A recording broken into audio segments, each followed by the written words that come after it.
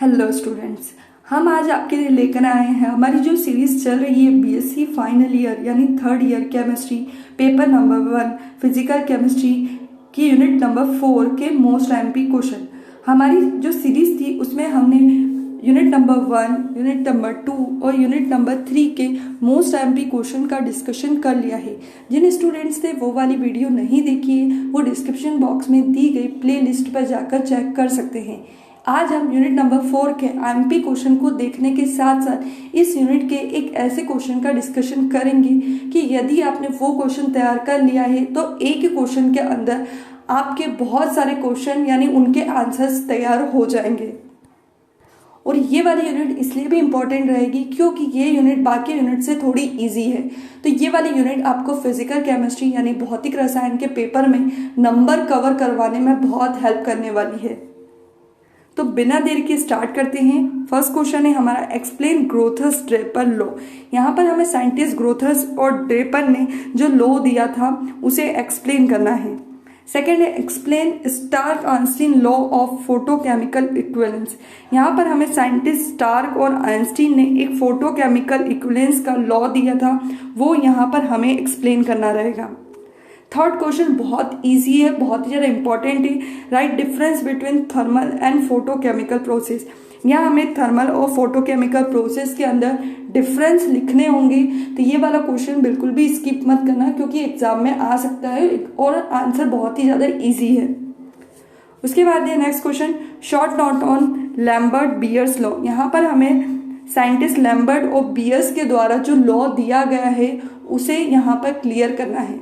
एक चीज़ और मैं बता दूं, शॉर्ट नोट का मतलब यहाँ पर ये नहीं होता है कि आपको केवल एक पैराग्राफ में अपना आंसर कंप्लीट करना है।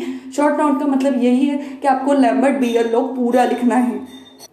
नेक्स्ट क्वेश्चन है डिफाइन क्वांटम एफिशिएंसी और yield with example explain reason for low quantum yield and high quantum yield with example. यहाँ पर हमें क्वांटम एफिशिएंसी या क्वांटम यील्ड दोनों नाम से एग्जाम में आ सकती है, कंफ्यूज मत होना। क्वांटम एफिशिएंसी या क्वांटम यील्ड की डेफिनेशन लिखना है विथ एग्जाम्पल और उसके बाद हमें रीजन बताना है लो क्वांटम यील्ड की और हाई क्वांटम यील्ड की, यानी लो क्वांटम यील्ड किस रीजन से होती है या हाई क्वांटम यील्ड किस रीजन से होती है। उसके बाद है हमारा question right law of photochemistry. अब ये वाला जो क्वेश्चन है ये हमने आगे अलग अलग देखा है, जैसे हमने ग्रोथर्स ड्रेपर लॉ देख लिया है, लैम्बर्ट बियर लॉ भी देख लिया है और थर्ड वाला Stark Einstein law of photochemical equivalence भी देख लिया है। ये वाला क्वेश्चन आपको पर्टिकुलर अलग अलग लॉ के नाम से भी आ सकता है या फिर लॉ ऑफ फोटोकेमिस्ट्री के नाम से भी आ सकता है। अगर ये क्वेश्चन आपको लॉ ऑफ फोटोकेमिस्ट्री के नाम से ज़्यादा नंबर में एग्जाम में पूछा गया है तो आपको तीनों law Grotthuss Draper law, Lambert Beer law और स्टार्क आइंस्टीन लॉ तीनों ही डिटेल में समझाने रहेंगे। लेकिन अगर आपको इसी तरह से पर्टिकुलर एक हेडिंग डालकर ही क्वेश्चन में पूछा गया है तो केवल आपको यहाँ पर जो लॉ एग्जाम में पूछा गया है केवल वही वाला आंसर एग्जाम में लिखना होगा। उसके बाद है एक्सप्लेन फ्लोरोसेंस एंड फॉस्फोरेसेंस। यहाँ पर हमें फ्लोरोसेंस क्या होते हैं और फॉस्फोरेसेंस क्या होते हैं उसे एक्सप्लेन करना है। नेक्स्ट है हमारा what do you understand by non radiative process और ट्रांजिशन, जिसे हम रेडिएशन लेस ट्रांजिशन भी कहते हैं। यहाँ पर हमें क्लियर करना है नॉन रेडिएटिव प्रोसेस क्या होती है या फिर नॉन रेडिएटिव ट्रांजिशंस क्या होते हैं, जिसे हम रेडिएशन लेस ट्रांजिशन भी बोलते हैं। किसी भी नाम से ये क्वेश्चन आपको एग्जाम में आ सकता है। अब ये जो 9 नंबर का क्वेश्चन है ये वही मोस्ट एमपी क्वेश्चन है जो कि जिसके बारे में आपको बता रही थी कि अगर आपने जेबलॉन्स्की डायग्राम वाला ये वाला आंसर कर लिया अच्छे से तो आपके बहुत सारे क्वेश्चन जो होंगे वो इसी क्वेश्चन के आंसर में क्लियर हो जाएंगे। इसे हम सबसे लास्ट में देखेंगे।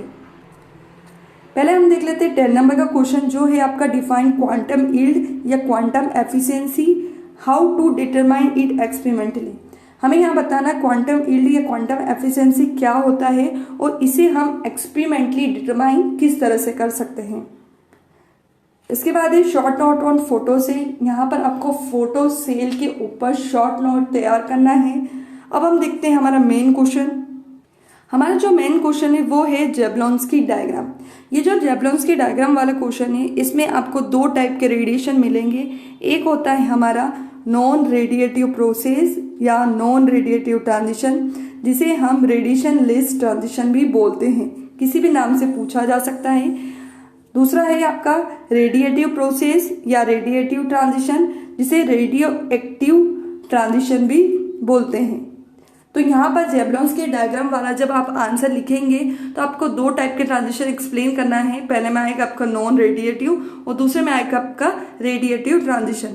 अब नॉन रेडिएटिव के भी दो पार्ट होते हैं, पहला होता है इंटरनल कन्वर्जन और दूसरा होता है इंटर सिस्टम क्रॉसिंग। रेडिएटिव में देखें तो इसके भी दो पार्ट होते हैं, एक होता है आपका फ्लोरोसेंस और एक होता है आपका फॉस्फोरोसेंस। तो यहाँ मैं आपको ये बता रही थी कि जेबलॉन्स के डायग्राम का क्वेश्चन अगर आपको लॉन्ग सेक्शन में आता है तो आपको जितनी भी हेडिंग्स है 1, 2, 3, 4, 5, 6 ये सारी हेडिंग्स इस जेबलॉन्स की डायग्राम के अंदर लिखनी होगी। लेकिन एग्जाम में आपको इन हेडिंग से पर्टिकुलर क्वेश्चन बनकर भी एग्जाम में पूछा जा सकता है। जैसे इस तरह से क्वेश्चन आ सकता है, explain non radiative transition and its types. तो आपको यहाँ पर नॉन रेडिएटिव प्रोसेस या ट्रांजिशन क्या होता है और उसके बाद आपको इंटरनल कन्वर्जन और इंटर सिस्टम क्रॉसिंग को समझाना रहेगा। अगर आपको क्वेश्चन रेडिएटिव प्रोसेस का आता है तो आपको रेडिएटिव ट्रांजिशन को एक्सप्लेन करने के बाद फ्लोरोसेंस और फॉस्फोरेसेंस को समझाना होगा। जैसे यहाँ पर पूछा गया है एक्सप्लेन फ्लोरोसेंस फॉस्फोरेसेंस, तो यहाँ डायरेक्ट आप फ्लोरोसेंस और फॉस्फोरेंस की डेफिनेशन को एक्सप्लेन कर सकते हैं। ये वाला वही जो मैंने आपको बताया नॉन रेडिएटिव प्रोसेस यानी नॉन रेडिएटिव ट्रांजिशन क्या होते हैं वो आपको समझाना है और साथ साथ पे आपको उसके टाइप्स भी समझाने हैं। अब अगर पूरा जेबलॉन्स का क्वेश्चन आता है तो किस तरह से पूछा जाएगा वो हम देख लेते हैं। फर्स्ट क्वेश्चन है आपका जेबलॉन्स्की का, give the Jablonski diagram showing various process that takes place in the excited state of a molecule. यहाँ पर हमें जो मॉलिक्यूल एक्साइटेड स्टेट में है उसमें जो वेरियस प्रोसेस होती है, प्रोसेस मतलब वही जो हेडिंग्स हमने पीछे लिखी है उसको हमें जेबलॉन्स्की डायग्राम की हेल्प से एक्सप्लेन करना है। दूसरा क्वेश्चन आपका इस तरह से रहेगा, draw the Jablonski diagram according to it, describe in detail the photophysical process that takes place in activated state of the molecule. यहाँ पर हमारा जो मॉलिक्यूल एक्टिवेटेड स्टेट में जा चुका है उसकी कौन कौन सी फोटोफिजिकल प्रोसेस होती है वही हमें जेबलॉन्स्की डायग्राम में क्लियर करनी है। वही सारी स्टेप्स जो हमने पीछे देखी वही हमें यहाँ पर समझानी है। या फिर क्वेश्चन इस तरह से भी आ सकता है, what is the result of absorption of light radiation, draw Jablonski diagram and explain non radiative process. देखो यहाँ पर इन्होंने अलग अलग पर्टिकुलर हेडिंग भी बता दी है ताकि कोई कंफ्यूजन ना हो। जैसे जेबलॉन्स्की डायग्राम में हमें non radiative process, radiative process, internal conversion, inter system crossing, fluorescence और फॉस्फोरेसेंस पर्टिकुलर उन्होंने हेडिंग देकर सारे क्वेश्चन को पूछा है। तो आपको क्लियर हो गया होगा कि जेबलॉन्स्की डायग्राम वाला क्वेश्चन आपको कितनी तरह से एग्जाम में पूछा जा सकता है। तो आई होप आपको अपनी फिजिकल केमिस्ट्री की यूनिट नंबर 4 के मोस्ट एमपी क्वेश्चन क्लियर हो गए होंगे। अगर आपको वीडियो पसंद आया तो लाइक करें, सब्सक्राइब करें ताकि हमारी नेक्स्ट यूनिट नंबर 5 की मोस्ट एमपी क्वेश्चन आते से ही आपको मिल सके। Thank you.